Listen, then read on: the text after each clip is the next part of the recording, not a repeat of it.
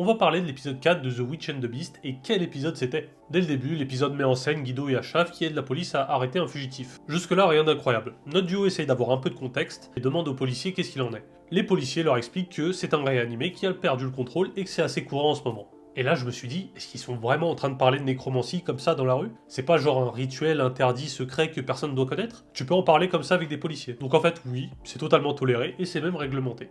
Il suffit juste d'avoir l'accord de la famille, de prévenir des quelques soucis qui peuvent arriver, et c'est tout. C'est très accepté, il y a quasiment des registres, c'est presque pris en charge par l'assurance. Tu peux même connaître les coordonnées des personnes ressuscitées et la personne qui a fait l'opération. D'ailleurs, l'intro de cet épisode, comme celui du premier et du second, nous fait un petit cours sur la nécromancie, en gardant toujours une part de mystère. Revenons à notre duo.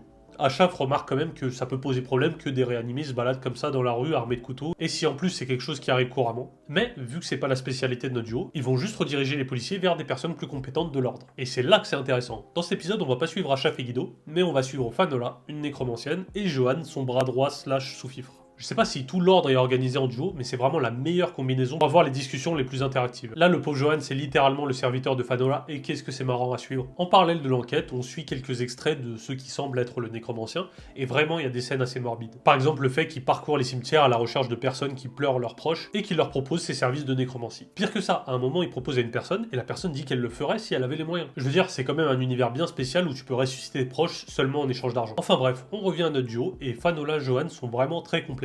Là où Fanola nous bombarde d'informations, d'hypothèses et d'explications sur la nécromancie, on comprend que le nécromancien qu'il recherche fait surtout ça pour les utiliser comme cobayes sur le moment, plus que pour vraiment ressusciter des gens dans un état décent. Et accessoirement, il aime bien les rousses, parce que c'est vraiment la majorité des personnes qui sont réanimées. Après avoir attiré les réanimés environnement via une lanterne qui est faite spécifiquement pour ça, on assiste à une scène bien post-apo où Johan est envoyé au combat contre une quarantaine de zombies tel un Pokémon, et là c'est vraiment où le duo est trop marrant, parce que Fanola va littéralement empêcher les policiers de les aider, parce que quand même c'est son métier à Johan, faudrait pas faciliter sa tâche quand même. Après avoir suivi la trace des réanimés qu'ils viennent de massacrer, ils se retrouvent dans un manoir au fin fond de la forêt, avec d'autres réanimés, mais ceux-là un peu plus contrôlés, dont un super balèze qui va mettre Johan KO en une patate, et une autre qui sert de porte-parole au nécromancien. Nécromancien assez sadique pour avoir ressuscité la fiancée du policier qui suit Fanola et Johan depuis le début. Pour une raison qu'on ignore, il veut vraiment faire rentrer Fanola dans le manoir, et jusque-là elle est pas trop chaude, mais quand elle va voir que le colosse va égorger Johan et que ça va devenir la monnaie d'échange pour sa survie, elle va accepter. À ce stade, je me suis quand même dit, ah oui, c'est pas un shonen, c'est vraiment un seinen bien dark fantasy. Et là c'est beau parce que même si Fanola traite Johan comme un larbin, tu vois quand même quelques larmes à ce moment. Et c'est sur ça que se termine l'épisode. Donc en vrai, début d'épisode très intéressant, ça se voit que la nécromancie est un sujet qui a bien été travaillé, pour que ce soit cohérent, que ce soit le fait qu'il y ait des conséquences si tu respectes pas les conditions, ou qu'il y ait différents modes d'asservissement. Aussi, je m'attendais pas à suivre un autre duo. Je sais pas si c'est récurrent dans la série, mais en tout cas c'était vraiment intéressant. Au début, je pensais vraiment qu'ils allaient travailler à 4, mais je me dis que vraiment le duo, c'est la meilleure façon de faire interagir des personnages. Si t'es 3 ou 4, il y a toujours un personnage qui est un peu en dehors de la conversation. Donc très curieux de voir la suite, et surtout de savoir c'est quoi l'objectif de ce nécromancien. N'hésite pas à me dire ce que t'en as pensé, n'hésite pas à t'abonner et à regarder les autres vidéos. Merci d'avoir regardé jusqu'au bout, merci du soutien.